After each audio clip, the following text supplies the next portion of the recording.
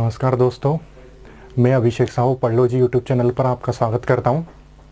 जैसा कि आप जानते हैं, जीएस की वीडियो लेक्चर हम आपके लिए स्टार्ट कर चुके हैं, जिसमें हमने राज्य व्यवस्था पहला टॉपिक रखा है। पहले वाले वीडियो में हम राजतंत्र के बारे में चर्चा कर चुके हैं, संविधान की परिभाषा के बारे में चर्चा कर चुके हैं। उसमें कुछ मूलभूत बातें मैंने आपसे करी है कि क्या है संविधान, क्यों है संविधान, क्या है राजतंत्र और कैसे आया लोकतंत्र, क्या ज़रूरत पड़ी लोकतंत्र की। अगर वो वीडियो नहीं देखा हो तो वीडियो जाके देख लीजिएगा। कुछ बेसिक प्रश्न आपके वहाँ से बनेंगे। एक बार मैं फिर यहाँ दोहराना चाहूँगा कि यह जो आपकी 2 से 3 क्लासेस रहेगी, ये बहुत महत्वपूर्ण क्लासेस है। ये आपके इंटरव्यूज़ के क्वेश्चन के लिए बहुत ज़्यादा इंपॉर्टेंट है। साथ ही साथ आपका एक बेस बनाइए। अगर आप राज्य व्यवस्था शुरू से पढ़ना चाहते हैं एकदम आसानी से, तो ये वीडियो आपके लिए बहुत हेल्पफुल है। लास्ट तक वीडियो को देखिएगा। हमारे टॉपिक पर आते हैं। संविधान क्या है ये देख लिया था, क्यों बनाया संविधान ये देख लिया था। शुरुआत करी थी राजतंत्र से। राजतंत्र क्या था समझ लिया था। क्या देखा था राजतंत्र में? एक व्यक्ति था जिसको अधिकार दिए थे, 2 मुख्य अधिकार दिए थे। पहला दिया था न्याय करने का और दूसरा दिया था सुरक्षा करने का हमारी। फिर धीरे धीरे समय के साथ इन पावरों में, इन अधिकारों में बढ़ोतरी करते गए। वह व्यक्ति सर्वोपरि हो गया, राजा कहलाने लग गया। वही राजतंत्र कहलाया। क्या खामी थी उसके अंदर? राजतंत्र के अंदर वर्तमान अच्छा है, भूतकाल अच्छा था, पर भविष्य कैसा होगा ये डिसाइड नहीं कर सकते। आज राजा अच्छा है, आगे चल के निरंकुश हो जाए नहीं पता। राजतंत्र हटाया। कैसे हटाया? सेना जो है प्रजा से ज्यादा तो होती नहीं है। अगर प्रजा विद्रोह कर दे तो राजतंत्र खत्म। लोकतंत्र लेकर आए। लोकतंत्र लेकर आए अर्थात प्रजा ने यह देखा कि हमने एक व्यक्ति को अधिकार दिए थे, न्याय करने का अधिकार दिया था, शुरुआत वहीं से करी थी, और सुरक्षा करने का अधिकार दिया था। आज भी हम यही करेंगे। किसी एक व्यक्ति को, व्यक्तियों के समूह को अधिकार देंगे, पर यहां पर एक बदलाव कर दिया। क्या? निश्चित समय के लिए। अर्थात आज भी कोई व्यक्ति होगा, आज भी कोई व्यक्तियों का समूह होगा जो न्याय करेगा, नियम बनाएगा, सुरक्षा देगा हमको, पर वह व्यक्ति जिसको हम चुनेंगे वह निश्चित समय के लिए होगा। अर्थात कुछ समय बाद अगर हम चाहें तो हम उसको बदल सकते हैं। डिटेल में चर्चा करते हैं इस बारे में। राजतंत्र हटाया, राजा को हटा दिया, मोनार्की गई। प्रजा के सामने फिर वही प्रश्न उत्पन्न हो गया कि अब शासन व्यवस्था किस प्रकार से चलेगी। तो प्रजा ने, जनता ने यह डिसाइड करा कि अब शासन हम करेंगे और प्रतिनिधित्व के माध्यम से करेंगे, अर्थात हम ही शासन करेंगे और हम में से जो निकल के आएगा एक निश्चित समय के लिए होगा। वहां पर क्या था राजतंत्र के अंदर? राजा तो था और राजा ने एक नियम भी बना दिया था कि भविष्य में राजा कौन बनेगा, अर्थात राजा का बेटा ही राजा बनेगा। यह नियम बन चुका था। राजा के संविधान का पहला नियम, राजा का बेटा ही राजा। प्रश्न पूछा जाता है, क्या राजतंत्र का भी संविधान हो सकता है? बिल्कुल हो सकता है। जरूरी नहीं है सिर्फ लोकतंत्र का ही संविधान हो, राजा का भी संविधान होता है। राजा भी नियम कायदे कानून बनाता है। ठीक है। तो वहां पर राजा का नियम था कि राजा का बेटा ही राजा। यहां पर हमने वो नियम हटा दिया। हमने एक निश्चित समय के लिए अधिकार देंगे और वही क्या कहलाया? डेमोक्रेसी, लोकतंत्र। अब यहां पर जनता ने डिसाइड कर लिया कि हमको शासन करना है, किसी एक को अधिकार देंगे, सारे पावर्स देंगे, निश्चित समय के लिए देंगे। विश्व का सबसे पहला लोकतंत्र, यह प्रश्न आप लोगों से पूछा जाता है कि विश्व का सबसे पहला लोकतंत्र तो अमेरिका। ठीक है। यहां पर 2 चीजें निकल कर आई लोकतंत्र को लेकर। क्या थी वो 2 चीजें? कि ये जो लोकतंत्र था अर्थात डेमोक्रेसी थी, ये 2 प्रकार की थी। एक हमारी डायरेक्ट, अर्थात मैं हिंदी में बात करूं तो प्रत्यक्ष, और एक हमारी जो इनडायरेक्ट, अप्रत्यक्ष। अब ये क्या, डायरेक्ट के बारे में चर्चा करते हैं। सबसे पहले प्रत्यक्ष के बारे में देखते हैं। डायरेक्ट, इसमें हमने ये डिसाइड करा कि जनता खुद निर्णय लेगी, खुद वहां जाएगी, खुद सोचेगी, खुद विचार करेगी और खुद निर्णय लेगी। पहले हमने किसी एक व्यक्ति को अधिकार दिया था कि वह नियम बनाएगा और वह लागू कर देगा। यहां पर जनता ने बोला हम डिसाइड करेंगे। किसी एक देश की जनता डिसाइड करेगी प्रत्यक्ष रूप से। समझ लीजिए 400 लोगों का, मात्र 400 लोगों का एक देश है। अब ये 400 लोग एक दिन डिसाइड कर लेते हैं कि महीने की इस तारीख को रविवार वाले दिन सुबह 11 बजे हम सबको चौपाल पे मिलना है। बैठेंगे, जो भी नियम बनाने हैं, जो भी आगे के देश की तरक्की के लिए बंधन बनाने हैं, कानून बनाने हैं, उसके बारे में चर्चा करेंगे और बहुमत से फैसला ले लेंगे। डायरेक्ट कहलाएगी ये आपकी डेमोक्रेसी। समझ पा रहे आप इस बात को? तो इसमें हर एक एक व्यक्ति इंक्लूडेड है, हर एक एक व्यक्ति का वोट है जो कि प्रत्यक्ष में आएगा। अब इसमें खामियां क्या थी कि देखिए, देश के हर एक एक व्यक्ति को आना है, यह संभव नहीं है। और अगर हमारे भारत देश के लिए बात करें तो 125 करोड़ जनसंख्या लेके बैठे हम लगभग विश्व में दूसरे नंबर पर है, आने वाले समय में फर्स्ट नंबर पे भी आ जाएंगे।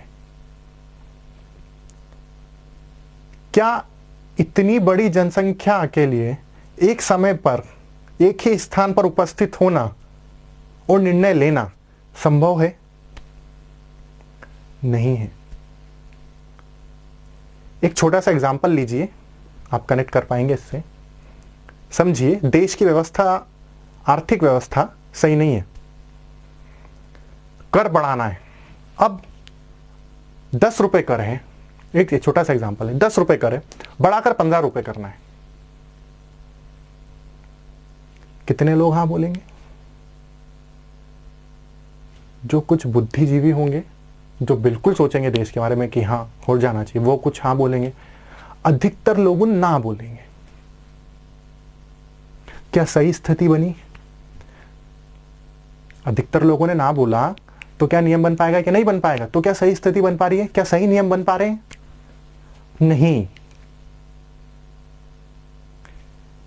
यहां पर हर एक एक व्यक्ति के, हर एक एक मत से प्रभाव पड़ेगा, और हर एक एक व्यक्ति इतना विकसित नहीं है कि वह सही नियम, कायदे, कानून बना सके। तो यह जो प्रत्यक्ष थी आधुनिक शासन प्रणाली, यह हमारे देश के लिए सही नहीं थी। हमने क्या अपनाई? इनडायरेक्ट, या आप ये कहें जिन्होंने भी आधुनिक शासन प्रणाली अपनाई है उन्होंने इनडायरेक्ट ही अपनाई है, अप्रत्यक्ष ही अपनाई है। अब ये इनडायरेक्ट क्या है, अप्रत्यक्ष रूप से क्या है? इसमें यह बोला था, जैसे मैंने अभी आपको यहां बताया ना, कि समझ लीजिए कि 400 लोगों का एक देश है, तो अब इन 400 लोगों को हमने 100 के विभाग में बांट दिया, 100 के ग्रुप में बांट दिया, और इन 100 पर हम एक व्यक्ति लेकर आ गए। ये जो 100 थे, इन 100 से एक निकल के आ गया, इन 100 से एक निकल, मान लीजिए 500 है, इन 100 से एक निकल के आ गया, इन 100 से एक, और इनसे 5 लोग निकल के आ गए। अब ये 5 लोग बैठ के डिसाइड करेंगे, अर्थात नियम बनाएंगे, कानून बनाएंगे। अब ये 5 डिसाइड करेंगे कि कर बढ़ा कर क्या सही में 10 से 15 कर देना चाहिए, और बहुमत से फैसला ले लेंगे कि हाँ कर देना चाहिए। तो बहुमत है, अगर मेजॉरिटी है, 5 में से 3 लोगों ने बोल दिया हाँ कर देना चाहिए, तो कर देंगे, अर्थात नहीं करेंगे। तो ये क्या कहलाई? अप्रत्यक्ष, इनडायरेक्ट आधुनिक शासन प्रणाली। जनता ने भाग नहीं लिया प्रत्यक्ष रूप से, अप्रत्यक्ष रूप से लिया। इनसे ही तो ही निकल के आया है वह व्यक्ति। इन 100 लोगों को ही ये एक व्यक्ति जो है रिप्रेजेंट कर रहा है, अर्थात ये 5 लोग ही 500 लोगों को रिप्रेजेंट कर रहे हैं। ठीक है, तो ये अप्रत्यक्ष कहलाई। अब इसमें भी 2 निकल के आई, जैसे यहां पर थी ना प्रत्यक्ष और अप्रत्यक्ष, ऐसे ही अप्रत्यक्ष में भी 2 निकल के आई। वो क्या थी? तो देखिए, अप्रत्यक्ष में लगभग प्रश्न बनते हैं, यहां से आपके पूछा जाता है आपसे।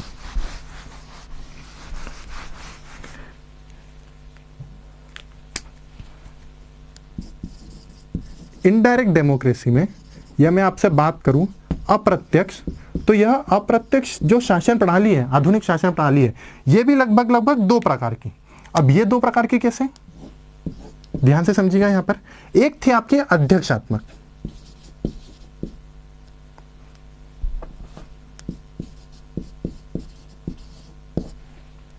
आधुनिक शासन प्रणाली,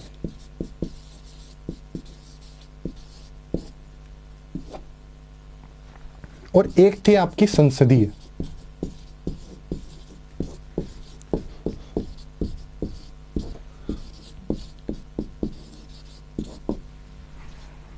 ये आधुनिक हटा देंगे यहां से, अध्यक्षात्मक शासन प्रणाली बोल दीजिए डायरेक्ट।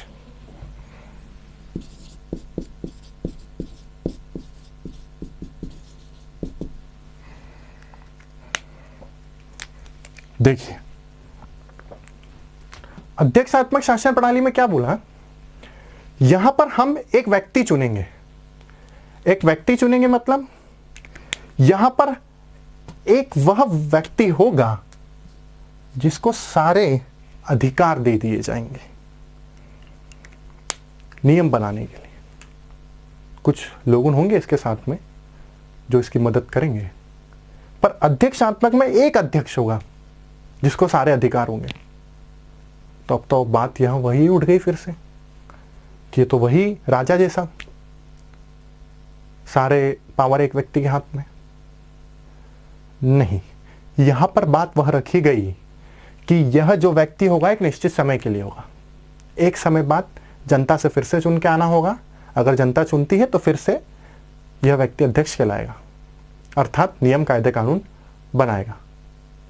तो प्रश्न यह पूछा जाए कि विश्व का सबसे पहला लोकतांत्रिक देश अध्यक्षात्मक लोकतांत्रिक शासन प्रणाली, तो अमेरिका। अमेरिका में क्या है? अध्यक्षात्मक शासन प्रणाली। ठीक है, समझ में आ गया आप लोगों को। पर भारत जैसे देश के लिए यह संभव नहीं है। अनेक जाति धर्म के लोग, बहुत बड़ा क्षेत्रफल, अनेक विचारधारा के लोग, तो यह वाली शासन प्रणाली और एक व्यक्ति को सारे नियम बनाने के लिए अधिकार दे देना, यह हमारे देश के जब संविधान निर्माता बैठे थे उनको सही नहीं लगा अध्यक्षात्मक शासन प्रणाली अपनाने के लिए। एक और कारण क्या था? एक और कारण यह था कि हम पर अंग्रेजों ने जब राज करा तो वहां पर संसदीय शासन प्रणाली हम शुरू से देखते आ रहे थे। जब से हमारी बुद्धि का विकास होने लगा था, अर्थात ये शासन प्रणाली अपनाने लगी थी, राजतंत्र धीरे धीरे खत्म हुआ, तो हम पर जो प्रभाव पड़ा, हम जो देखते आ रहे थे वो संसदीय शासन प्रणाली देखते आ रहे थे। तो एक कारण यह भी रहा था हमसे कि क्यों हमने संसदीय शासन प्रणाली अपनाई, क्यों हमने अध्यक्षात्मक शासन प्रणाली नहीं अपनाई। ठीक है, तो अध्यक्षात्मक शासन प्रणाली ये हमारे देश को लेकर तो सही नहीं थी। संविधान निर्माता किधर गए? संसदीय शासन प्रणाली में। अब इस संसदीय शासन प्रणाली में 2 चीजें निकल के आई। पहला क्या? यहां पर एक व्यक्तियों को सारे अधिकार थे। यहां पर हमने बोला हम एक व्यक्ति को अधिकार नहीं देंगे, हम व्यक्तियों के समूह को अधिकार देंगे। किसको? एक व्यक्ति को नहीं, व्यक्तियों के समूह को।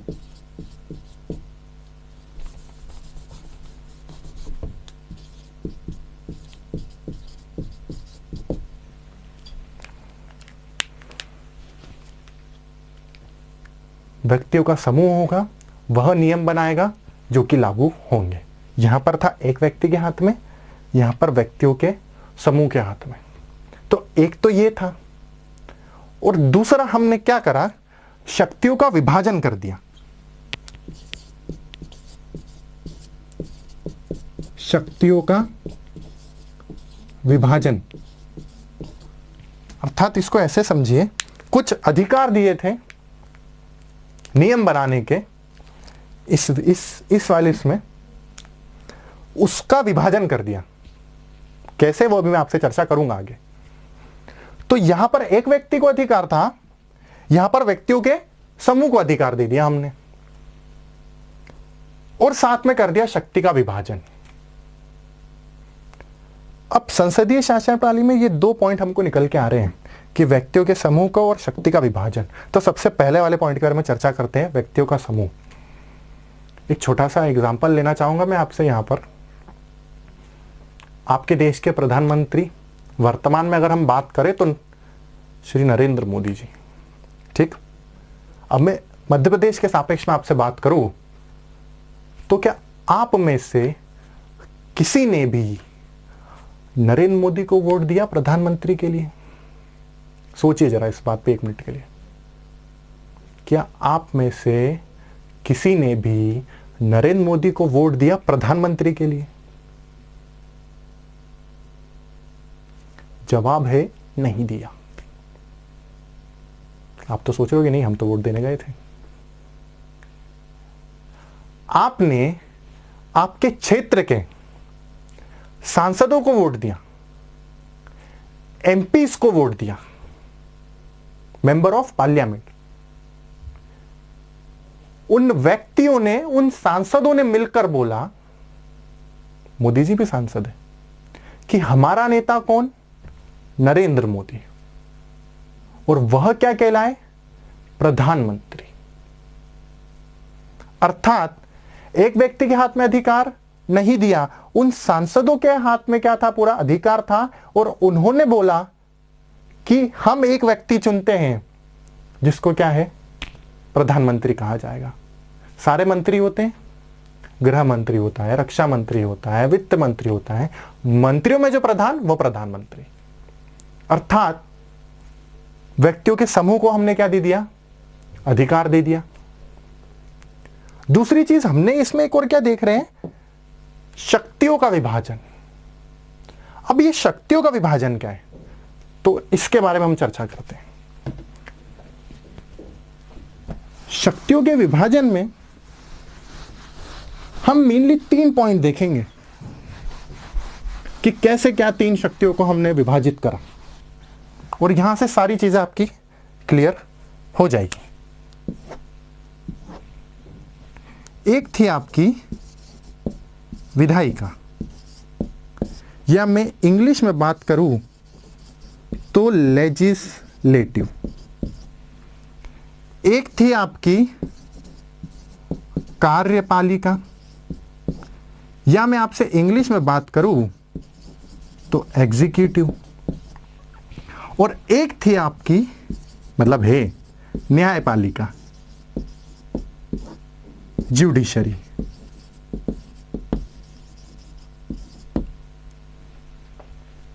लेजिस्लेटिव, एग्जीक्यूटिव, जुडिशरी, विधायिका, कार्यपालिका और न्यायपालिका। क्या है विधायिका, क्या है कार्यपालिका, क्या है न्यायपालिका, चर्चा करते हैं। सबसे पहले विधायिका के बारे में चर्चा करते हैं। विधि का निर्माण करना, कानून बनाना, नियम बनाना, अर्थात वह संस्था जो कि विधि का निर्माण करेगी, क्या बनाएगी? विधि बनाएगी, वह क्या कहलाएगी? विधायिका। लेजिस्लेटिव कैसे? जिन व्यक्तियों को आपने चुना था, जो आपके रिप्रेजेंटेटिव है, वो 5 थे ना, निकल के आए थे जो, वह लोग उन जहां पर जाकर बैठेंगे और जहां बैठकर निर्णय लेंगे, नियम बनाएंगे, वही क्या कहलाएगी? विधायिका कहलाएगी। वही क्या कहलाएगी? संसद कहलाएगी। समझ पा रहे आप इस चीज को?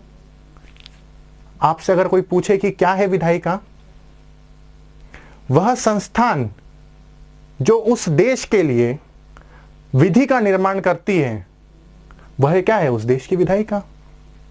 विश्व की पहली विधायिका कांग्रेस, यहीं से हमारी कांग्रेस पार्टी का नाम निकल के आया। और ठीक है, इसमें ही इंग्लैंड की विधायिका पार्लियामेंट, वैसे ही भारत की विधायिका संसद। संसद क्या है? संसद विधायिका है, लेजिस्लेटिव है, जो कि क्या करती है? हमारे देश के लिए विधि का निर्माण करती है। वहां कौन बैठता है? आपके रिप्रेजेंटेटिव बैठते हैं, जो कि नियम बनाते हैं। किसके लिए बनाते हैं? आपके लिए बनाते हैं। क्यों बनाते हैं? क्योंकि आपने अधिकार दिया। क्या 125 करोड़ का वहां पर जाके बैठना संभव है? नहीं है। इसलिए हमने क्या वो अपनाई थी? अप्रत्यक्ष। अप्रत्यक्ष में हमने क्या देखा? व्यक्तियों के समूह को हमने देखा। व्यक्तियों के समूह में से फिर अब दूसरा पॉइंट हमने क्या देखा? शक्तियों के विभाजन देखा। और शक्तियों के विभाजन में हमने क्या देखा? विधायिका, कार्यपालिका और न्यायपालिका। इसमें सबसे पहले हम किसके बारे में चर्चा कर रहे हैं? विधायिका के बारे में चर्चा कर रहे हैं। अर्थात विधायिका वह संस्थान है जो नियम, कायदे, कानून का क्या करती है? निर्माण करती है।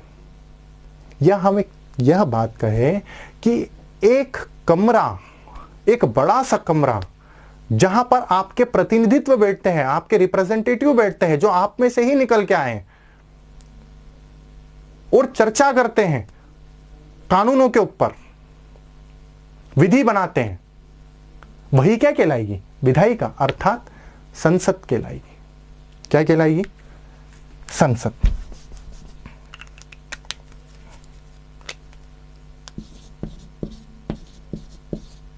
अब आपसे कोई पूछे विधायिका, तो डायरेक्ट आप क्या बोलेंगे? संसद। दूसरे बारे में बात करते हैं, कार्यपालिका, एग्जीक्यूटिव। देखिए, इसमें से ही निकल कर ये आते हैं। अब आप ये समझ नहीं पा रहे होंगे कि कैसे। विधायिका मतलब संसद, कार्यपालिका मतलब सरकार। विधायिका विधि का निर्माण करती है, तो क्या साल में 365 दिन ही हम विधि बनाते रहेंगे? क्या कानून बनाते रहेंगे? नहीं। कुछ रोजमर्रा के भी काम होते हैं, कुछ विकास भी करना होता है, जिसके लिए हम लोगों को चुनते हैं। अर्थात यह प्रश्न आपसे पूछा जाता है कि एग्जीक्यूटिव मतलब, तो आप बोलेंगे सीधे गवर्नमेंट, या मैं आपसे बात करूं हिंदी में तो सरकार। कार्यपालिका मतलब सरकार। स्कूल बनाना, कॉलेजेस बनाना, नहरें खुदवाना, ये सब क्या है? विकास के कार्य। रोड बनवाना, यह क्या है? एग्जीक्यूटिव है, कार्यपालिका है। विधायिका में तो ये लोग रहते हैं, सरकार रहती है, यहीं से निकल के आती है, पर कार्यपालिका में भी यह रहती है, यही लोग रहते हैं। विधायिका से निकल के ही कार्यपालिका के लोग आते हैं। अर्थात जो सत्ता में रहती है, जिसकी सरकार रहती है, वही क्या रहती है? आपकी कार्यपालिका। या मैं और मूल रूप से बात करूं तो मंत्रिपरिषद। सरकार में भी मंत्रिपरिषद। एक छोटा सा एग्जांपल लेते हैं। नरेंद्र मोदी कहां सूट करेंगे?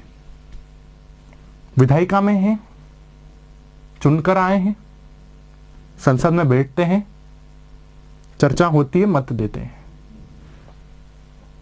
कार्यपालिका में भी है, सरकार में भी है, जो नियम, कायदे, कानून बनते हैं उसमें तो है ही, साथ में सरकार में भी है। कुछ डेवलपमेंट का काम करना, विकास का काम करना, तो उसमें भी इनका हस्तक्षेप रहता है। वहीं मैं बात करूं राहुल गांधी, अब बताइए कहां सूट रहे? विधायिका में तो हैं, प्रतिनिधित्व करता तो है, पर क्या सरकार में है? नहीं है। तो कार्यपालिका का वो अंग अभी नहीं है, क्योंकि उनकी सरकार नहीं है। अर्थात जो अभी सत्ता में है, जो पक्ष में है, वह क्या है? कार्यपालिका। और जो विपक्ष में है वह कार्यपालिका में नहीं है। तो विधायिका आपको समझ में आ गया, कार्यपालिका आपको समझ में आ गया। यहां पर विधि बनाने का अधिकार दे दिया, यहां पर कुछ रोजमर्रा के काम विकास के कार्य करने का अधिकार दे दिया। इसकी क्यों जरूरत पड़ गई? तो एक तो सबको नॉर्मल पता है, न्यायपालिका मतलब जुडिशरी मतलब न्याय देना। क्या करना? न्याय देना। सबको पता है सुप्रीम कोर्ट, हाई कोर्ट, और आगे भी हम चर्चा इसके बारे में हम आने वाली वीडियोस में करेंगे कि क्या है सुप्रीम कोर्ट, क्या है हाई कोर्ट। इसके सापेक्ष में बात करें अगर, तो यह दोनों संस्थान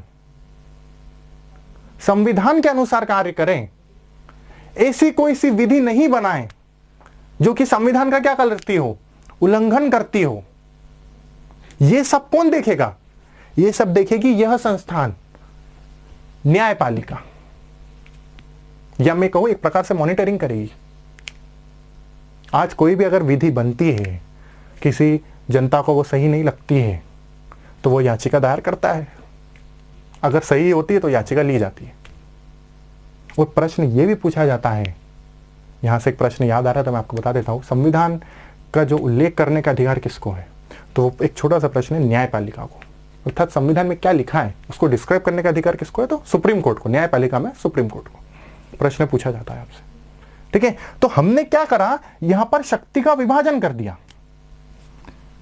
विधि बनाने का, कानून बनाने का अधिकार किसी और को दे दिया है, रोजमर्रा के काम, विकास के काम करने का अधिकार किसी और को दे दिया है, और न्याय करने का अधिकार और इन दोनों पर सही तरीके से कार्य कर रहे हैं कि नहीं, यह देखने का अधिकार तीसरी संस्था को दे दिया। अर्थात हमने शक्तियों का क्या कर दिया? विभाजन कर दिया। ठीक है, तो हमने राजतंत्र देखा, फिर लोकतंत्र देखा, क्यों जरूरत पड़ी वह भी हमने देखा, फिर उसमें भी दो देखे, प्रत्यक्ष और अप्रत्यक्ष, और अप्रत्यक्ष में भी फिर हमने क्या देखा? दो, अध्यक्षात्मक शासन प्रणाली, संसदीय शासन प्रणाली। भारत ने कौन सी अपनाई? संसदीय शासन प्रणाली अपनाई। अब इस संसदीय शासन प्रणाली में हमने दो चीजें निकल के आई, व्यक्तियों के समूह को अधिकार, समझ पा रहे आप मेरी इस बात को, और साथ में क्या करा? शक्तियों का विभाजन। तो व्यक्तियों के समूह का अधिकार तो मैंने आप लोगों को समझाया कि एक व्यक्ति को अधिकार नहीं दिए, व्यक्तियों के समूह निकल के आया जो कि आपके रिप्रेजेंटेटिव्स थे, उनको अधिकार आप लोगों ने दिया नियम कायदे कानून बनाने का। और शक्तियों का विभाजन ये रहा आपके सामने, विधायिका, कार्यपालिका और न्यायपालिका। विधायिका वह जो विधि का निर्माण करे, वह क्या कहलाएगी? विधायिका, अर्थात इंग्लिश में बात करूं तो लेजिस्लेटिव। जो रोजमर्रा के विकास के काम करेंगे वह क्या कहलाएगी? आपकी कार्यपालिका, अर्थात सरकार, और सरकार में मेन रूप से मंत्रिपरिषद। और जो न्याय देने का काम करेगी, न्यायपालिका। और यह दोनों संविधान के अनुसार कार्य कर रहे हैं कि नहीं, विधि जो है वह संविधान के अनुसार बन रही है कि नहीं, वह आपकी न्यायपालिका। तो यह क्या हो गया? शक्तियों का विभाजन हो गया। तो यहां से आपका निकल के आया लोकतंत्र। लोकतंत्र में भी दो, प्रत्यक्ष और अप्रत्यक्ष, अप्रत्यक्ष में भी अध्यक्षात्मक और संसदीय शासन प्रणाली। तो हमारे भारत देश में कौन सी है? संसदीय शासन प्रणाली। ठीक है, तो इस वीडियो को हम यहीं एंड करते हैं। आशा करता हूं आपको समझ में आया होगा। वीडियो को लाइक करिएगा, चैनल को सब्सक्राइब करिएगा, वो बेल आइकन बिल्कुल प्रेस करिएगा ताकि आने वाली वीडियोस का आपको नोटिफिकेशन मिल सके। बहुत बहुत धन्यवाद।